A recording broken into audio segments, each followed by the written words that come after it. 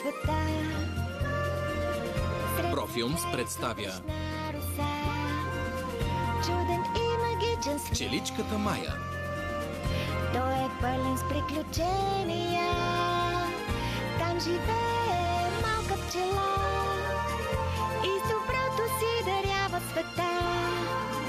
Пчеличката Мая е тя, с приключенията си ни весели.